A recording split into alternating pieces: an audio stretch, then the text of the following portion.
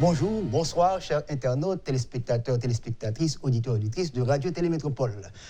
Après les grands rendez-vous économiques et financiers du mois de janvier, on reprend les activités, bien sûr, pour discuter de ce qui se passe particulièrement du côté de Washington. Comme vous savez, il y a eu des élections aux États-Unis, des élections assez rouleuses. Ça n'a pas été tout facile pour ce pays, le champ de la démocratie.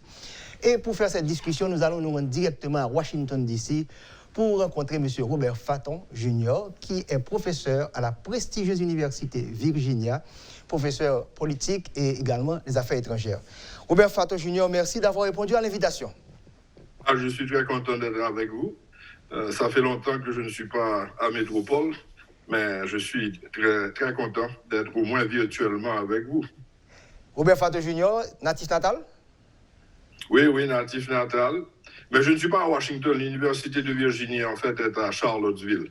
Oh, vous avez Si vous connaissez la politique américaine, Charlottesville est la ville où il y avait eu tous ces incidents racistes et néo-nazis il y a 2 ans, pendant l'été c'était 2019, je pense, ou 2018. Donc, c'est une ville qui a une certaine réputation, et une mauvaise réputation là. D'un autre côté, vous savez, Charlottesville, c'est la ville aussi d'un des pères fondateurs des États-Unis, Thomas Jefferson. Et en fait, Jefferson a créé cette université qui est au sud des États-Unis. Et bien sûr, avec tous les mouvements qu'on a vus cet été, l'année dernière également, les pères fondateurs ne sont plus aussi... la révérence n'est plus là. Mais il faut quand même mettre l'université et la ville en perspective. Vous avez laissé Haïti à quel âge? Vous êtes établi aux États-Unis? J'ai laissé Haïti quand j'avais 18 ans. Je rentre de temps en temps. Okay. Enfin, assez souvent en fait. Et comme vous pouvez vous souvenir, moi je suis toujours un malade du football. Et j'étais à Métropole pendant la CONCACAF de 1973, décembre 73. Chroniqueur sportif, pas vrai? On avait été sacré championne de la CONCACAF et puis on a été pour la première fois et malheureusement la dernière fois à la Coupe du Monde qui se déroulait, si je me rappelle, c'était en Allemagne, je crois. Yeah. Enfin. Vous avez laissé quand même de bons souvenirs comme chroniqueur sportif. Merci. Ce sont de bons souvenirs pour moi aussi. Surtout ces matchs au stade Silvio Cator en décembre 73 quand Haïti a pu faire l'exploit, quoi. Et dois-je dire que Gilbert Fonboin doit être très content de le voir car et toujours sur le métier, toujours sur la balle. Chaque matin, il fait son émission sportive jusqu'à présent. Gilbert Fonboin. Oui, absolument. De temps en temps, je suis en communication avec lui. Donc, il a pris la relève et j'espère qu'il continue à faire son travail comme il le faisait avant, qui était toujours excellent. Tout à fait. Arrivons maintenant à la politique. Vous êtes concentré dans ce champ. Donc, arrivé aux États-Unis, vous avez étudié les sciences politiques et vous êtes professeur, comme je disais, dans de grandes universités américaines. Dites-moi, qu'est-ce qui se passe aux États-Unis? Comment le champ de la démocratie, ce qui se passe au Capitole, quel est le problème? Je crois que les États-Unis sont dans un moment de folie politique. Je le dis carrément, parce qu'il y a toutes sortes d'inventions à propos de ce qui se passe, à propos de ce qui va se passer. Trump a, je crois, déclenché un dérangement total dans la mentalité politique américaine. Et bien sûr, le pays est très, très divisé. Je crois que si on voit ce qui s'est passé pendant les élections et ce qui se passe maintenant, les divisions sont excessivement profondes. Vous avez d'un côté, si vous voulez, l'establishment, et l'establishment libéral, qui est de plus en plus multiculturel et qui est plus ou moins placé sur les deux côtes des États-Unis, c'est-à-dire la côte Est à New York, du Vermont jusqu'à la Virginie, et bien sûr la côte Ouest depuis l'État de Washington jusqu'en Californie. Et puis vous avez le Sud qui est toujours, bien sûr, en matière politique très à droite, à part la victoire un peu étonnante en Géorgie de 2 candidats sénateurs démocrates, mais le reste du pays dans le sud et dans le Midwest, et surtout dans le Midwest au sud du Michigan, eh bien nous avons véritablement, si vous voulez, les supporters de M. Trump. Nous avons par contre des divisions profondes et les deux camps inventent pas mal de choses à propos de leurs candidats, à propos de ce qu'ils vont faire. Bien sûr, M. Trump a dérangé beaucoup de choses. C'était un xénophobe, c'était un ultranationaliste, et il a changé la politique américaine avec son Twitter, et maintenant il a été bien sûr censuré. Donc ces divisions sont profondes, ce sont des divisions culturelles et des divisions économiques. Les divisions culturelles, c'est bien sûr les divisions identitaires. Les Trumpistas sont plus ou moins les gens du Midwest et du Sud qui sont en grande majorité blancs, et les démocrates sont en grande mesure une alliance multiculturelle entre les latinos, les noirs et les blancs. Et il y a bien sûr avec ce mouvement multiculturel, ce mouvement identitaire, il y a un profond changement dans les mœurs américaines qui choquent avec les tendances beaucoup plus conservatrices au Midwest et au milieu des États-Unis. Et d'un autre côté, c'est un truc économique. Les supporters de monsieur Biden, par exemple, ce sont des gens qui sont d'habitude assez aisés, qui ont une éducation universitaire et qui sont véritablement l'élite culturelle américaine. Avec, bien sûr, les dernières, ce qu'on a appelé le mouvement woke, c'est-à-dire on parle du sexe d'une manière différente, on parle des pères fondateurs d'une manière différente, on parle des États-Unis d'une manière différente, qui choque avec les tendances de plus en plus de droite, si vous voulez, du reste des États-Unis. Mais c'est encore plus compliqué parce qu'il y a un problème économique. Si vous regardez les résultats des élections, par exemple, entre Obama et puis Trump, ce qui est intéressant, c'est de voir que dans pas mal de districts qui avaient voté Obama c'était en 2008 et en 2010, ont changé de camp et ont voté pour M. Trump. Et bien sûr, ce qu'on voit maintenant, c'est un renversement de la tendance. Mais les zones qui ont été déindustrialisées dans le Midwest, ce sont des zones qui sont des zones plus ou moins du côté de M. Trump. Donc il y a une division économique. La division pour les démocrates, c'est ce qu'on appelle le Silicon Valley, c'est-à-dire tous les réseaux sociaux, en plus des Microsoft, en plus de Twitter et toutes ces choses-là, eh bien, sont carrément du côté de monsieur Biden et du Parti démocrate. Donc nous avons une division culturelle profonde et une division économique très profonde. Et ce qui est aussi étonnant, c'est que si vous voyez les ressources à la portée de M. Biden, elles étaient bien plus grandes que celles que M. Trump a pu jouir. Surtout venant du monde des milliardaires du Silicon Valley. Donc cette division est très profonde et je ne vois pas cela changer rapidement. Et je pense que nous allons avoir des rebondissements plus ou moins permanents dans la politique intérieure des États-Unis. Et de notre côté, il faut le dire, ce qu'on voit, c'est le début, si vous voulez, du déclin des États-Unis comme la puissance du monde. C'est-à-dire que nous voyons la Chine qui devient de plus en plus un compétiteur, et cela change les données internationales, et cela change bien sûr les données de la politique américaine au point de vue au point de vue domestique. Donc il y a tous ces changements et c'est difficile à comprendre. Et bien sûr, ce qu'on a pu voir, c'est avec cette attaque un peu bouffonne du Capitole, du siège législatif des États-Unis, c'est que ce malaise est de plus en plus dangereux pour la légitimité des institutions des États-Unis. Et enfin, je ne veux pas continuer Non, la mise en contexte était très intéressante. Et en vous écoutant faire ce découpage territorial, les bleus pour les démocrates, les rouges pour les républicains, ensuite et le problème de multiculturalisme, à savoir et tout ce qu'il y a comme les libéraux et les conservateurs, et ceux qui ont de l'éducation et qui n'en ont pas.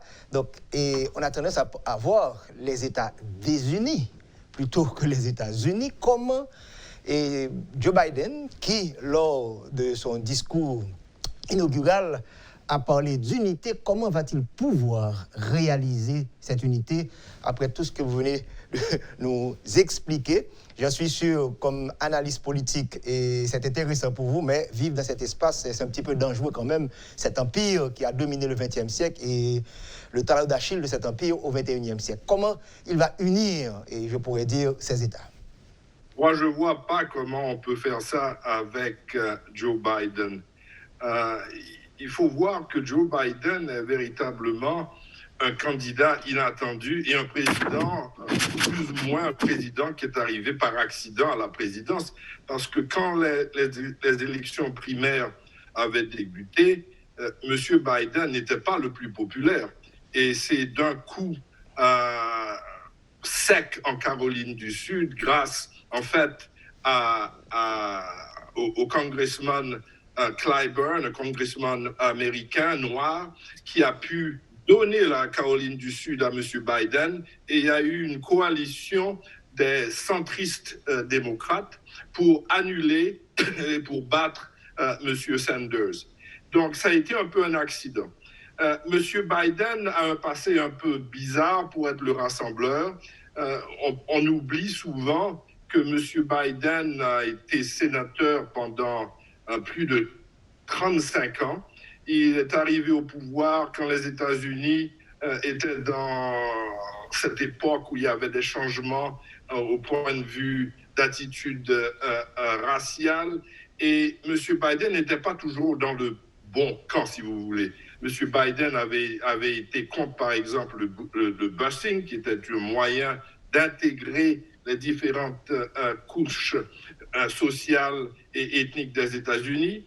Il a été dans les années 90 un des avocats les plus puissants pour créer un système de criminalité qui est véritablement un système qui a plus ou moins touché la population noire d'une manière assez violente. Maintenant, il regrette cela. On ne se rappelle pas non plus souvent du fait que M. Biden, il a été candidat à l'élection, dans les élections primaires pour les démocrates 3 fois. Les 2 premières fois, ce furent des échecs retentissants. Et la première fois, on peut se rappeler également que M. Biden avait plagié un politicien anglais, et à cause de cela, il a été obligé d'abandonner. Il avait menti à propos de son éducation. Donc, monsieur Biden a quelques problèmes. Bien que dès qu'il est arrivé comme président, on a un peu, si vous voulez, cessé de parler de toutes ces choses-là, parce que la presse américaine, il faut bien le dire, la presse surtout libérale, le New York Times, NBC, CNN et tout ça, ce sont véritablement des pro-Biden. Donc nous allons voir si ça va durer. On essaie de construire Biden comme, si vous voulez, un bon papa des États-Unis qui puisse rassembler le pays. Je ne vois pas vraiment comment il va le faire, d'autant plus qu'il va avoir, bien sûr, d'ici 2 ou 3 semaines, il va avoir l'impeachment de M. Trump. Et ça, je crois, ne va aller nulle part. Ça va simplement, je crois, exciter les Trumpistes, si vous voulez les appeler comme ça. Et on va faire de M. Trump un martyr pour les gens de droite. Je ne crois pas que ce soit la bonne stratégie, d'autant plus que les républicains ne vont pas laisser tomber M. Trump. Il a une assise populaire de moins 30-35%. Et c'est là que les républicains ont leur base politique. Donc ça va diviser. Il y a des problèmes, bien sûr, également à propos de l'économie. Les républicains, sous M. Trump, avaient oublié complètement le problème du déficit. Maintenant, ils vont certainement appeler encore au déficit pour essayer de bloquer les programmes économiques de monsieur Biden. Et finalement, il y a bien sûr dans le Parti démocrate des divisions profondes. L'aile gauche, si vous voulez, a beaucoup de doutes à propos de monsieur Biden. Et se réconcilier avec les républicains à l'heure actuelle, c'est très, très difficile. Donc, je vois vraiment très mal comment ça va pouvoir avoir lieu. Et je crois que nous allons avoir une route assez dure pour M. Biden s'il veut achever ce pari qu'il a. Je ne crois pas que ce soit un pari qui soit facile. Et donc, de l'autre côté, et je n'en ai pas parlé, bien sûr, mais c'est le Covid. Le Covid a dévasté l'économie américaine. Il y a beaucoup de problèmes, par exemple, avec le vaccin, comment le distribuer, etc. Je vous donne un exemple très simple. Ce matin, je devais avoir mon vaccin pour le Covid, puisque j'ai plus de 65 ans, et il n'y a pas suffisamment de vaccins. Et donc, tout ça, on a oublié tout ça. Et ce sont des problèmes que les Américains vont vivre, parce qu'on ne peut pas changer ces données en 1 ou 2 mois. Donc, les problèmes que M. Biden fait face sont énormes. Et la seule possibilité, c'est s'il y a véritablement une économie qui devient de plus en plus forte. À ce moment-là, peut-être que ces déchirures ne seront plus aussi pénibles à voir. Mais les déchirures sont là. Voilà, vous venez de dresser pour nous un tableau vraiment sombre à l'intérieur des États-Unis. Et c'est ce M. Biden qu'on attend au niveau international pour rétablir certaines relations, que ce soit avec les pays de l'Europe ou encore comment il va gérer la Chine, la Russie. Donc, on va prendre une pause. On se retrouve dans quelques instants pour la deuxième partie. On va voir les États-Unis dans le reste du monde.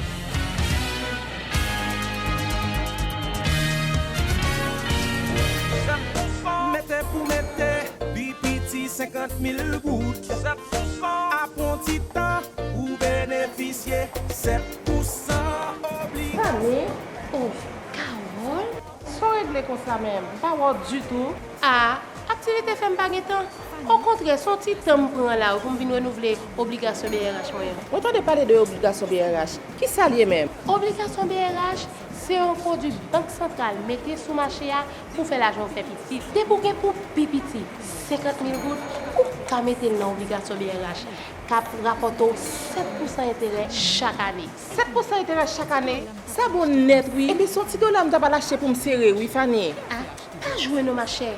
Qui a fait acheter dollar serré ça? S'il descend ou bon, s'il monte, BRH a mettre un petit plus sous 7% là. Qui donc, pas de perdu nos marchés. D'ailleurs, c'est renouvelé l'obligation BRH là pour 3 mois. Et puis qui côté exactement m'a besoin de produit ça? Ou a besoin dans toute banque yo, à toute coopérative qui dans fédération yo, à dans l'autre institution financière yo. Eh bien, avec obligation BRH, tout j'aime gagner. Ou fin parler Carole, malé.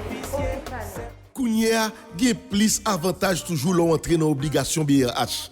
Si vous faites le fait 3 mois, BRH a 7% intérêt. Si c'est 6 mois, intérêt à 7,25%. Et puis, si vous faites une année dans obligation BRH, vous avez 7,50% intérêt sous maman l'argent. Mettez pour mettre. Vous avez 1000 raisons pour investir. Vos enfants, votre retraite, pour les imprévus, pour gagner plus d'argent.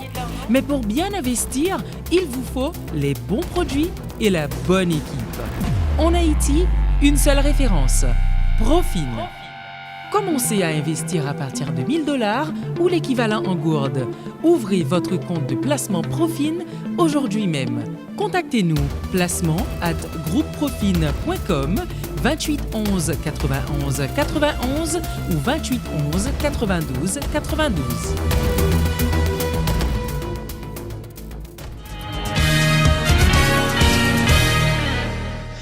Vous suivez le magazine économique sur Radio Métropole chaque dimanche 3h sur le 100.1 et le dimanche soir 7h sur la chaîne 52, le rendez-vous économique. Cette émission sera disponible sur YouTube, bien sûr, sur l'application de Radio et Télémétropole. Nous avons comme invité M. Robert Faton Jr., un ancien de la maison qui vit actuellement aux États-Unis. Et sur cette bonne-là, Robert, vraiment, ça fait peur, hein? Et cette image qu'il y a en quelque sorte au niveau même des États-Unis. Et voilà, M. Biden qui doit maintenant, après que Trump ait divisé les États-Unis, s'est retiré considérablement dans plusieurs alliances, il devra gérer beaucoup de problèmes au niveau international. Commençons avec, par la Russie, la Chine, parce que vous en parliez tantôt, qui est vraiment le principal compétiteur au niveau économique. Chine, États-Unis, est-ce qu'il va y avoir un changement, bien que nous ayons entendu M. Blinken, le nouveau secrétaire d'État, aller au Capitole pour dire « Hey, il y a certaines choses qui n'étaient pas tout à fait négatives du côté du trumpisme ». Donc, qu'est-ce que vous voyez comme relation chino-américaine? Bon, véritablement, je vois un changement d'habit pour un même corps. Le problème avec M. Trump, c'est pas qu'il était sorti du monde international. En fait, si on regarde par exemple le budget du Pentagone, il est près de 800 milliards de dollars par an. Et quand on a un budget d'une telle magnitude, c'est difficile de dire qu'on n'est pas fait partie du monde.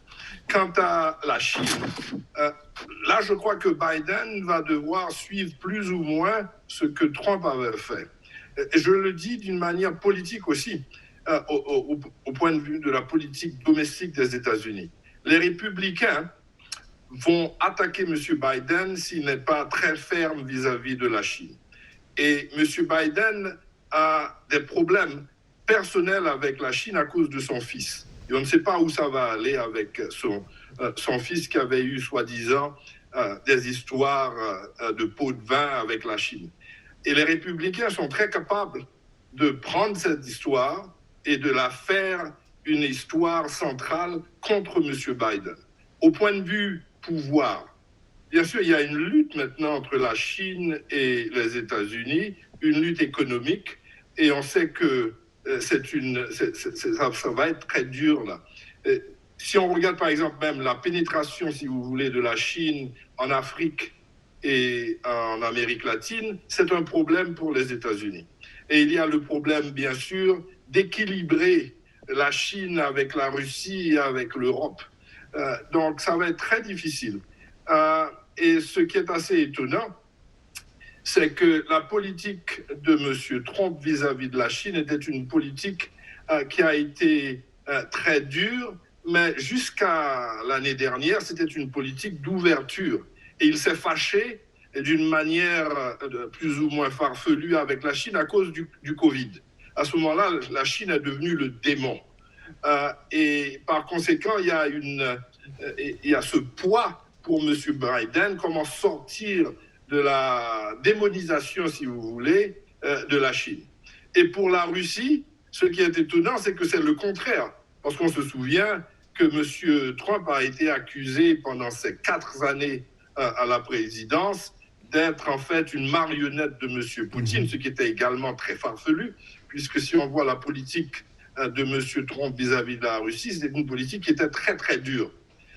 Donc, M. Biden va devoir en fait changer de langage, ce que je crois qu'il est en train de le faire vis-à-vis de la Chine et vis-à-vis de la Russie, mais au point de vue des structures même de cette confrontation à l'échelle globale, je ne vois pas que ça va changer d'une manière fondamentale.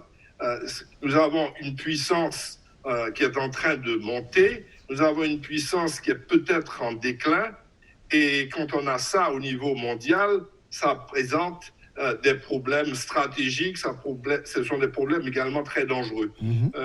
On ne sait pas encore, par exemple, ce qui va arriver à Taïwan. Hier, je crois que le président de la Chine a clairement déclaré que si Taïwan voulait déclarer son indépendance, que cela voulait dire la guerre. Et si c'est le cas, que va faire M. Biden? Il y a des problèmes tout à fait fondamentaux. Il y a le problème de la Corée du Nord également, qui est lié également à la puissance de la Chine. Donc, nous avons des problèmes multiples et nous avons des problèmes économiques. Parlant de la Russie, Robert, et le premier contact Biden-Poutine, et la question qui fâche, il a même parlé de cet opposant qui a été empoisonné selon certains. Et est-ce qu'il ne va pas y avoir... En général, Poutine n'aime pas trop les démocrates. On se rappelle les relations avec Clinton, et c'est encore un démocrate qui arrive. Qu'est-ce que vous prévoyez Russie, États-Unis? Moi, je vois une guerre froide, mais pas glaciale. Mais je crois qu'avec la Russie, il y aura probablement une amélioration des relations, surtout au niveau des discussions sur le désarmement. Et d'ailleurs, M. Trump avait abandonné pratiquement tous les protocoles qui avaient été signés avec la Russie. Et je crois que maintenant, M. Biden, bien qu'il dise qu'il soit contre la Russie et contre ce que M. Poutine est en train de faire avec son opposition, je crois qu'il va devenir bien plus flexible. Un retour à la table de négociation à ce niveau-là. Oui, ça, je crois qu'on va retourner à ça. Je crois que M. Biden aussi va jouer sur le climat. Il a rejoint... Oui, ça c'est l'Europe. Justement, et je crois que ça c'est très populaire avec l'aile gauche du Parti démocratique, donc c'est gagnant-gagnant, bien que je ne vois pas beaucoup de ferveur à faire changer complètement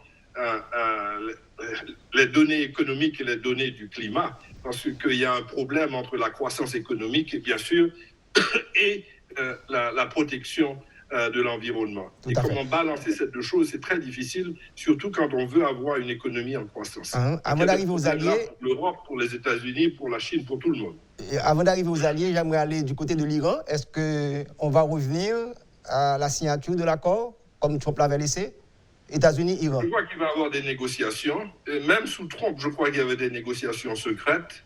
Donc je ne crois pas que ça va éclater, bien que c'est toujours très dangereux. Parce qu'on peut faire les calculs sont difficiles entre l'Iran, les autres pays du Golfe.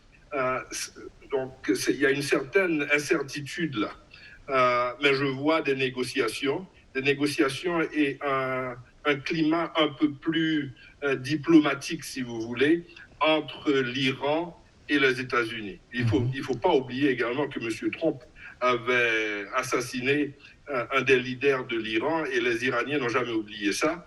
Et ça, c'est quelque chose qui pourrait en fait permettre une ouverture puisque M. Biden n'est pas impliqué directement dans cette histoire. Tout à fait. Revenons à l'Europe. Les alliés, vous savez que Trump également avait créé beaucoup de problèmes avec ses alliés européens, augmentation de taxes et parfois l'affaire également de financement de NATO, l'OTAN.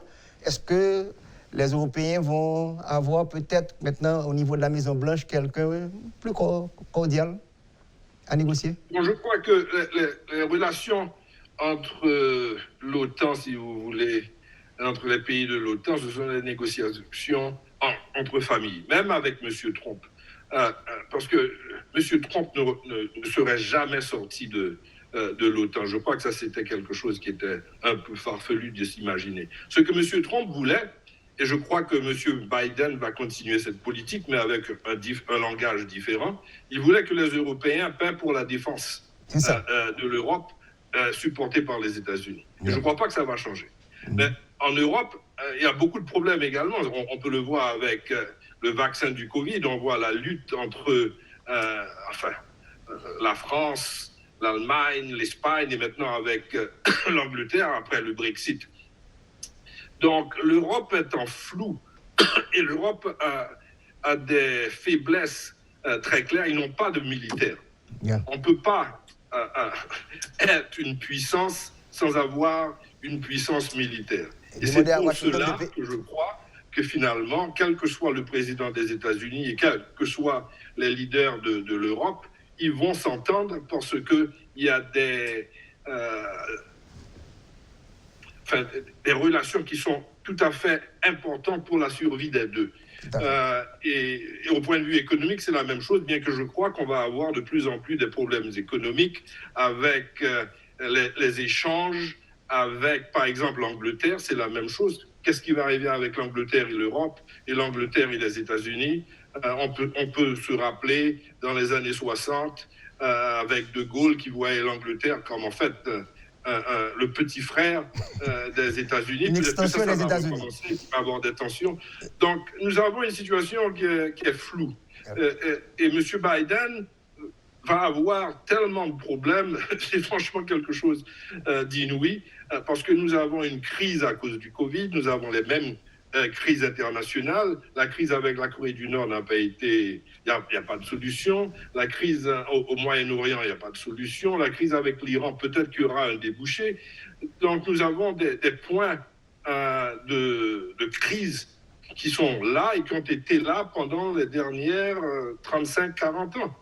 Donc rien ne change, mais ces crises peuvent s'envenimer. Nous ne sommes pas trop loin. Allons du côté du continent africain. Qu'est-ce que vous voyez comme nouvelle relation, l'administration Biden et les pays africains?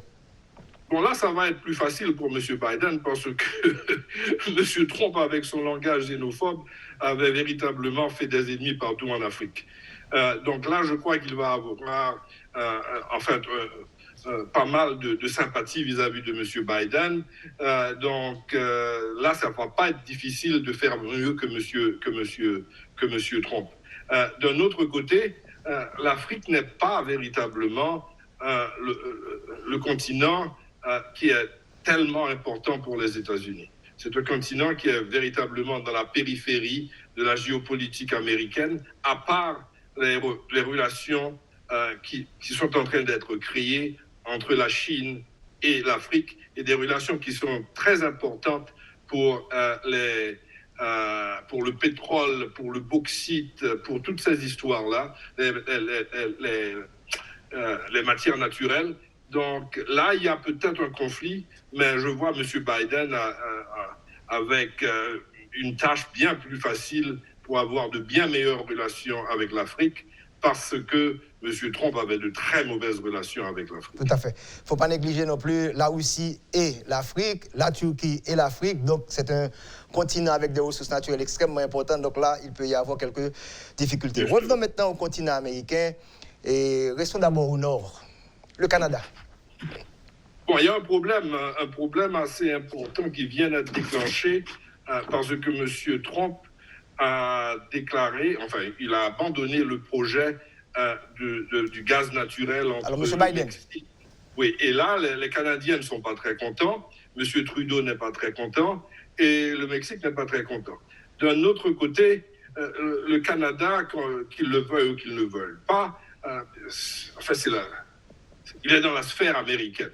Donc, je ne crois pas que ça va déclencher des problèmes très sérieux. Il y aura peut-être des négociations pour voir si on peut changer un peu ce décret de M. Biden en empêchant la continuité du projet. Mais je ne vois pas de grande tension. Donc là, ça va être la même chose. Les États-Unis et le Canada sont condamnés, si vous voulez, à s'entendre, même s'il y a des problèmes. Sud de l'Amérique, nous allons en Amérique latine, le Mexique, le Brésil, l'Argentine, le Chili. Qu'est-ce que vous voyez comme relations? Et Trump n'avait pas vraiment développé de grandes relations, mais les démocrates en général en Amérique latine, on sait qu'il y a des choses assez intéressantes. Qu'est-ce que vous voyez entre le Brésil et son président d'extrême droite, Bolsonaro, qui était le Trump tropical? Est-ce qu'il va y avoir des changements également entre Biden et Bolsonaro? Je crois qu'il y aura des changements, mais il va falloir attendre l'élection, si vous voulez, l'élection présidentielle de 2022 au Brésil.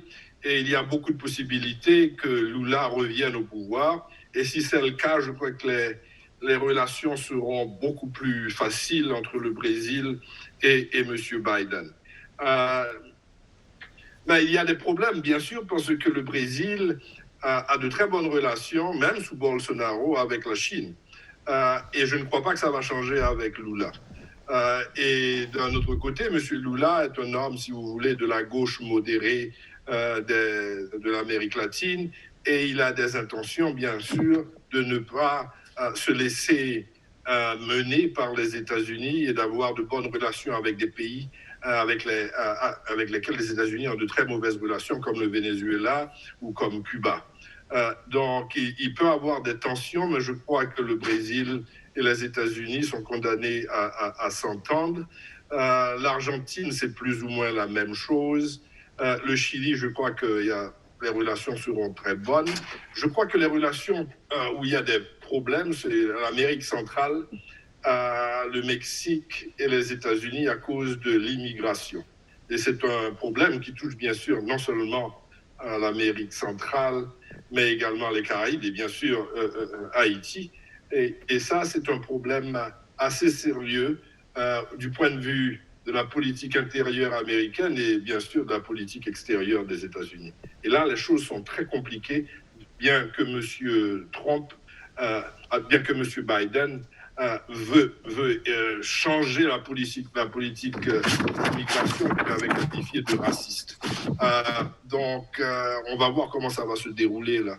Mais il y a les problèmes qui ne vont peut-être pas changer. Ça va être intéressant de voir comment M. Biden mène sa politique vis-à-vis du Venezuela. Va-t-il y avoir toujours ce blocus maritime qui empêche le Venezuela de vendre son pétrole? Va-t-il y avoir une réouverture, si vous voulez, avec Cuba?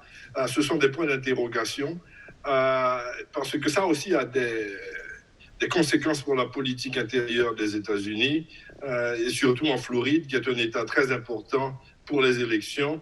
Et la Floride est un État qui peut aller du côté des démocrates comme du côté des républicains.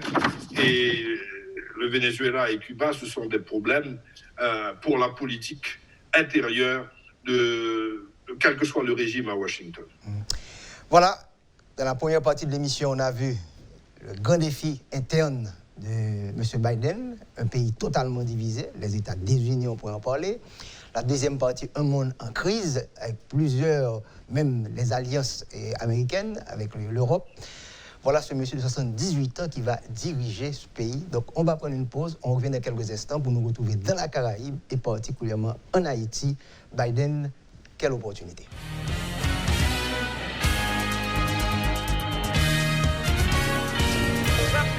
Mettez pour mettre, bipiti 50 000 gouttes. 7%. À bon petit temps, ou bénéficier 7% obligé. Allez, oh, Carole. Sans régler comme ça même, pas voir du tout. Ah, activité fait pas temps. Au contraire, son petit temps prend là pour venir renouveler obligation BRH moyen. On entend parler de obligation BRH. Qui ça lié même? Obligation BRH, c'est un produit banque centrale mettez sous marché pour faire l'argent fait petit. Dès pour petit 50 000 gouttes, ou qu'à mettre dans l'obligation BRH, cap rapporte 7% intérêt chaque année. 7% intérêt chaque année? Ça bon net, oui. Et puis son petit dollar, je vais l'acheter pour me serrer, oui, Fanny. Ah, pas jouer nos ma chère. Qui a fait acheter dollar serré ça? S'il descend ou bon, s'il monte, BRH a mettre un petit plus sous 7% là. Qui donc, pas de perdu nos ma chère. D'ailleurs, c'est renouvelé l'obligation BRH là pour 3 mois. Et puis qui côté exactement m'a besoin de produit ça? Ou a besoin dans toute banque yo, à toute coopérative qui dans fédération yo, à dans l'autre institution financière yo. Eh bien, avec obligation BRH, tout j'aime gagner. Ou fin parler Carole, malé. Kounia, gen plus avantage toujours l'entrée dans l'obligation BRH.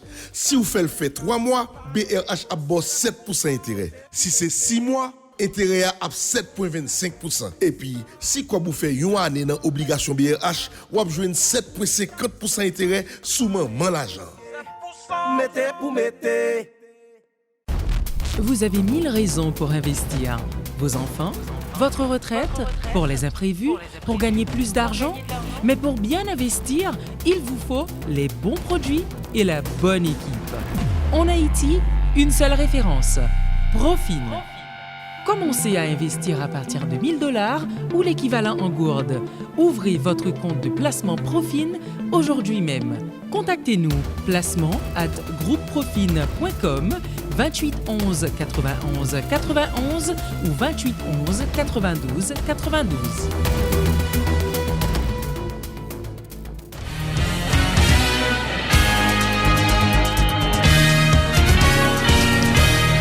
Vous suivez un magazine économique et un rendez-vous économique bien spécial à la radio et chaque dimanche 3h et chaque dimanche soir 7h à la télé. Et bien sûr, une émission qui sera disponible sur YouTube. Nous avons notre confrère sportif, ancien chroniqueur sportif également, et avec nous pour analyser la situation politique américaine, mais également, quand on parle des États-Unis, on voit le monde, et bien sûr, la Caraïbe. Et avant d'arriver à la Caraïbe, ces deux tableaux que vous venez de peindre, tant sur le plan interne que sur le plan externe, 78 ans, et avoir un gouvernement, je pourrais dire, anormal, avec tous ces acteurs que je dis anormal, à savoir beaucoup de femmes, des couleurs, pendant que le pays est divisé, comment Biden va pouvoir gérer également ce monde? Et certains qui ont l'expérience, car c'est des anciens de l'ère Obama, mais de nouveau également. Comment il va pouvoir gérer son équipe également? Bon, je crois que ça, c'est le reflet, en fait, du Parti démocratique. Le Parti démocratique, c'est une alliance multiculturelle, multiethnique. Mais de notre côté, c'est les gens qui sont au pouvoir, qu'ils soient des latinos ou bien des noirs américains, ce sont des gens qui sont de l'élite, si vous voulez. Ils sont très à l'aise financièrement. Et par conséquent, c'est le même point de vue. Et c'est en fait, je crois, Obama 3 que nous avons avec Biden. Avec les mêmes gens, la même politique, si vous voulez. Mais la seule chose qui a changé, c'est le Covid. Et le Covid peut pousser M. Biden à faire des choses un peu plus radicales au point de vue économique qu'il ne l'aurait fait si le Covid n'était pas là ou qu'Obama l'aurait fait. Et on peut le voir, par exemple, avec comment Obama avait géré la crise économique quand il est arrivé au pouvoir. Il y avait pas mal d'argent qui avait été déboursé, si vous voulez, mais ça ne représente rien comparé à ce que M. Biden est en train de débourser ou bien ce que le Federal Reserve est en train de débourser dans l'économie américaine. Donc vous pensez que c'est l'économique Pardon?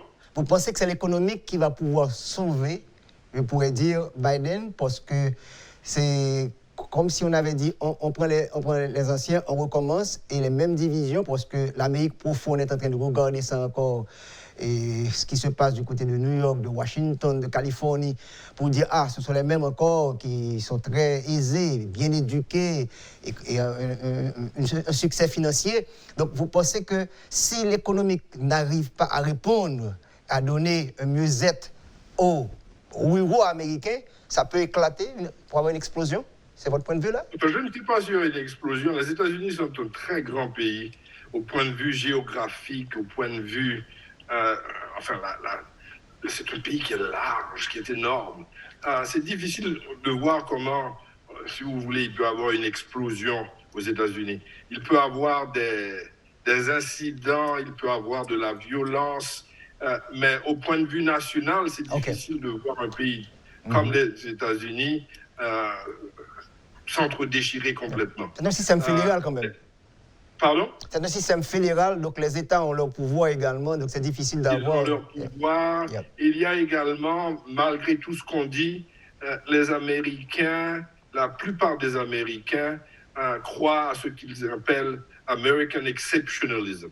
Comme quoi c'est une nation unique, une nation qui a Dieu derrière sa puissance.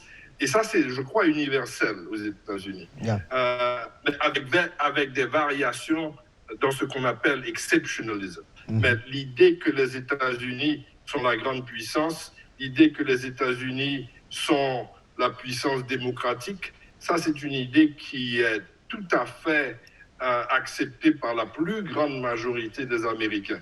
Mais il faut bien sûr donner une définition de ce qu'on dit par démocratie. exactement par exceptionnel, mais les Américains, c'est un pays qui a une certaine unité dans cette désunion, si vous voulez. Tout à fait. C'est très compliqué à expliquer, mais depuis enfin, je vis aux États-Unis depuis 40 ans, les États-Unis ont toujours été très divisés. Ce qui est arrivé, c'est que les divisions maintenant sont devenues de plus en plus profondes au point de vue culturel. Mais si on regardait les États-Unis, on se souvient, les États-Unis sous le Vietnam, c'était un pays très désuni. C'était aussi l'époque où les femmes arrivaient au pouvoir, c'était la révolution pour les Noirs américains. Et puis après ça, nous avons eu l'impeachment de M. Nixon qui est parti. M. Reagan est arrivé, il y avait des divisions très profondes.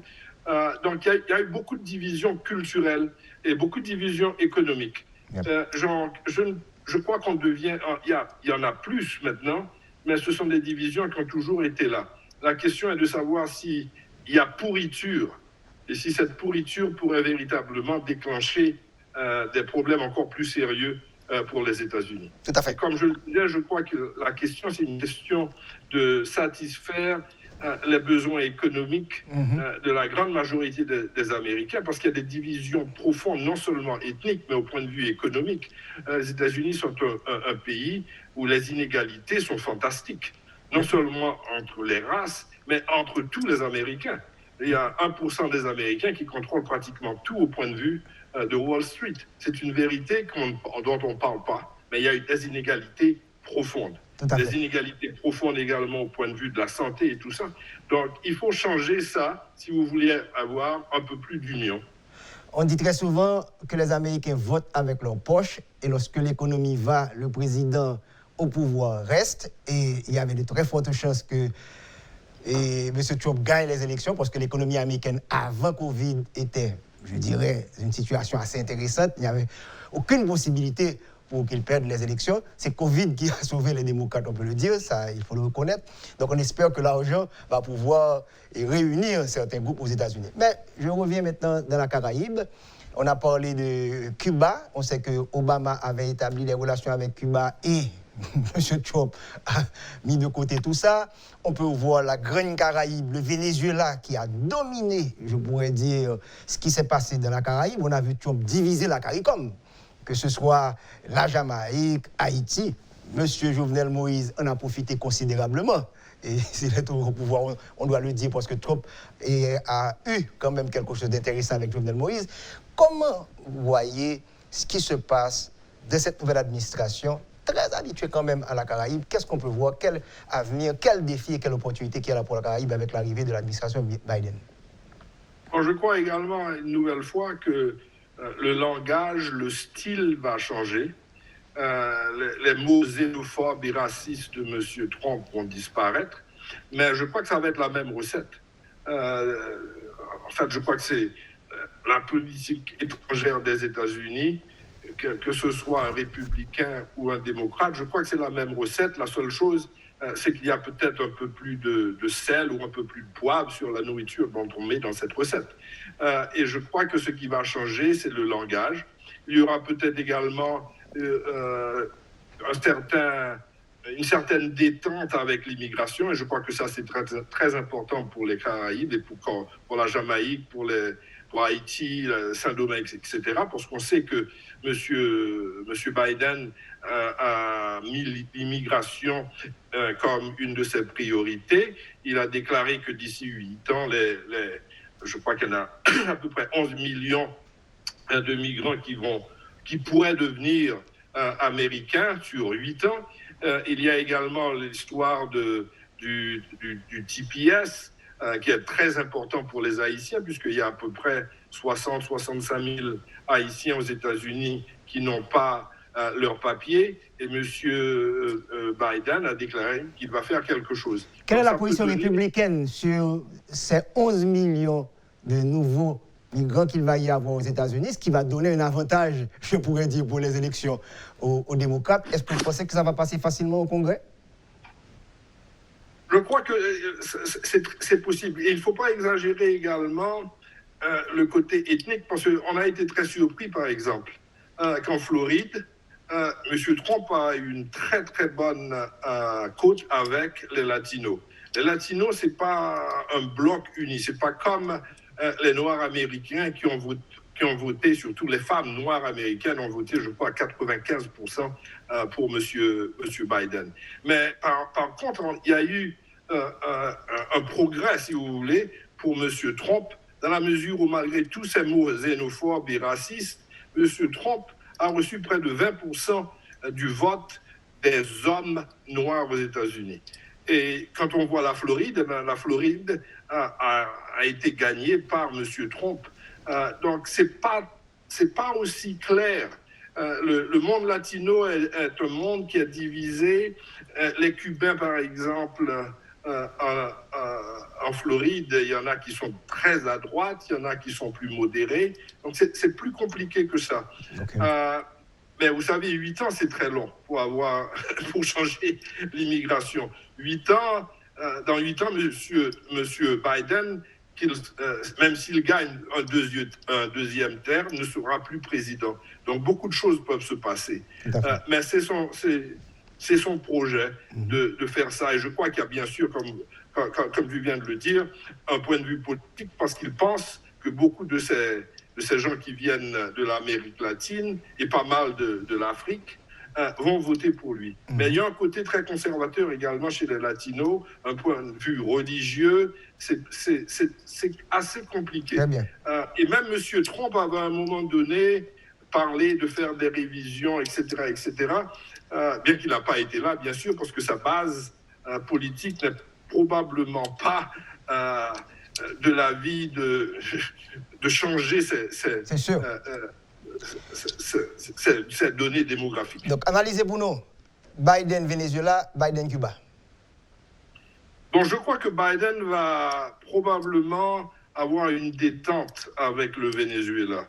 Je crois que s'il y a un raisonnement plus ou moins pragmatique, que, si vous voulez, l'embargo, si vous voulez, sur le Venezuela et l'histoire de bloquer les ventes du Venezuela, je crois que ça peut changer. Okay. Ce qui pourrait permettre une ouverture. Avec Cuba, c'est la même chose. Mais d'un autre côté, il ne faut pas oublier que M. Biden, comme tous les politiciens, pense à sa réélection. Et la Floride est un point assez difficile pour le Venezuela et pour Cuba. Donc ça va être assez compliqué, mais je ne vois pas pourquoi il ne retournerait pas en fait à l'ère d'Obama, c'est-à-dire à établir des relations politiques avec Cuba et d'avoir des relations un peu froides, mais pas aussi antagonistiques avec le Venezuela. Donc je crois qu'il y aura peut-être un peu de détente. Tout à fait.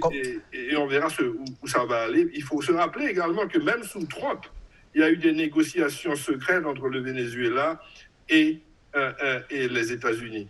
Et quand on a du pétrole, on devient pragmatique, et le Venezuela en a. C'est ça. Comme ancien chroniqueur sportif, vous savez que les joueurs se déplacent sur le terrain. Lorsqu'on est en position d'attaque, on affaiblit en quelque sorte la défense. Donc, être trop gentil avec les Vénézuéliens, ça peut coûter encore très cher en Floride. Donc, ceci, c'est un point important à souligner. Donc, il faut faire très attention. Yeah. Biden CARICOM. Parce que aller rapidement avec de bien meilleures relations avec Cuba et relations avec le Venezuela, ça peut jouer mal pour M. Biden et ses supporters. Il faut se rappeler que d'ici 1 an et demi, 2 ans, il va y avoir des élections au Congrès et au Sénat. Tout à fait. Donc, la division au Sénat et au Congrès est telle que quelques sièges ici ou là pourraient donner la majorité soit aux républicains, soit aux démocrates. Tout à fait. Donc tout ça est problématique pour M. Biden. Il y a des calculs politiques et des calculs électoraux qui sont là. On termine avec CARICOM et Haïti. Qu'est-ce que vous voyez pour l'administration Biden? Bon, je crois qu'il y aura, comme je disais, un langage différent. Et peut-être qu'il donnera un peu plus d'argent pour avoir un monde un peu plus régional, si vous voulez, plus uni. Mais de notre côté, la politique économique des États-Unis est la même. Je ne vois pas ça changer, c'est le néolibéralisme. Et ça, pour moi, c'est un problème pour les pays comme Haïti ou la Jamaïque. Donc, je vois un changement, comme je le disais, de style, un changement où le langage est bien plus sympathique, mais au point de vue de structure même, je ne vois pas de grands changements. Et avec ce qui est arrivé avec Covid, ça a causé pas mal de dégâts économiques. Et comment se remettre après ces dégâts économiques? Et bien sûr, on ne sait pas encore si c'est terminé avec le Covid. Mais ça a des problèmes, c'est un très grand problème. Il y a des problèmes, si on veut en finir avec le Covid, il faut avoir le vaccin, comment distribuer le vaccin. Tout ça, c'est très, très compliqué. Même les Européens ne s'entendent pas là-dessus. Donc, je vois beaucoup de problèmes pour les prochaines années. Nous avons des problèmes aigus au point de vue domestique et au point de vue international. Et le monde est, pour le dire d'une manière assez rude, le monde est mal foutu en ce moment. Je sais que vous suivez avec beaucoup d'attention la situation en Haïti. Vous avez écrit des livres sur Haïti et vous connaissez mieux que moi ce qui se passe en général entre la Maison-Blanche, le State Department et Port-au-Prince. Est-ce que vous voyez un changement radical, relation Trump et M. Jovenel Moïse, relation M. Biden et M. Jovenel Moïse, surtout une année assez volatile? Il y a un 7 février, il y a beaucoup de choses difficiles à gérer entre les différentes parties. Qu'est-ce que vous voyez vous-même? Moi, je crois que M. Biden veut le calme. Et tout ce qui apporte le calme dans les Caraïbes et en Haïti sera favorisé par M. Biden. Mais ça, c'est très compliqué parce que la situation en Haïti est volatile. Et comment savoir, comment on dit, qu'est-ce qu'est le calme en Haïti, c'est un problème. Mais je ne vois Robert, pas... j'aime bien ça, hein? Les États-Unis, c'est l'eau, Haïti, c'est le feu. Donc, il faut faire très... C'est comment les compliqué. combiner? Comme toute négociation est compliquée pour M. Biden, il ne veut pas d'autres problèmes. Il a suffisamment de problèmes pour avoir un problème en Haïti. Donc, je crois qu'il va avoir une politique qui va essayer de changer enfin, qu'on aura des élections, mais ce ne sera peut-être pas à la date que l'opposition voudrait ou que que le président Moïse voudrait. Mais je crois que c'est le calme, et ça, c'est très important pour les États-Unis. C'est la sécurité et qu'il n'y ait pas de boat people et tout ça. Il faut le dire franchement, M. Biden ne veut pas de volatilité, ne veut pas de migration entre Haïti et les États-Unis. Il n'est pas tellement différent, en fait, que M. Trump. On oublie que sous Obama, il y a eu plus de déportations que sous Trump et que M. Obama avait été nommé le déporteur en chef. Donc, ces choses-là sont toujours là. Mais le langage change, les sourires changent, mais la politique a des côtés structurels qui ne changent pas. Pour terminer, vous suivez les élections en Haïti, on a annoncé les élections. Qu'est-ce que vous voyez? Quelle est votre analyse sur Haïti, en laissant un peu les États-Unis? Bon, je vois que les élections en Haïti sont toujours des moments de crise. Donc, je ne sais pas ce qui va véritablement arriver. Vous savez, quand il y a action, ceux qui sont au pouvoir veulent le garder, bien sûr, et ceux qui ne sont pas au pouvoir veulent le prendre, ce qui est bien sûr la politique. Mais cela mène à des alliances assez bizarres et une volatilité, surtout quand il y a des élections, parce que nos élections, comme on le sait, ne sont pas des élections nécessairement libres et claires. Et pour avoir des élections libres et avoir une certaine légitimité de l'appareil électoral, et on ne l'a pas. D'autant plus que la plupart du temps, ce sont, comme on le dit, c'est blanc qui est dans la L. Donc, tout cela dépend de beaucoup de choses, non seulement de la situation en Haïti, mais également de ce que la nouvelle administration de M. Biden va faire. Mais comme je le disais, je ne vois pas tellement différent que les élections précédentes. Je crois qu'il y aura crise. Dès qu'on a élection en Haïti, il y a crise. Et nous avons déjà une crise avec le calendrier électoral. Va-t-il être accepté par tout le monde? On va avoir une nouvelle constitution. Tout ça, c'est dans l'air. On a des dates, mais les dates, comme on sait en Haïti, ne sont pas toujours fixes. Robert Fatou Junior, merci d'avoir répondu à notre invitation. Certainement, on aura à se parler parce que je sais que la cirque haïtienne vous intéresse beaucoup, donc ça continue, pas vrai? Donc, comme vous le dites si bien en général dans les livres que vous avez écrits, ça a été un grand plaisir de vous avoir sur Métropole, ancien chroniqueur sportif de Radio Métropole qui vit aux États-Unis, qui a voulu analyser pour nous la situation mondiale pour les États-Unis et particulièrement en Haïti. Alors, merci beaucoup, ça a été mon plaisir. Merci bien. À la prochaine. Ça a été un grand plaisir, chers amis, pour cette émission assez spéciale. À la semaine prochaine.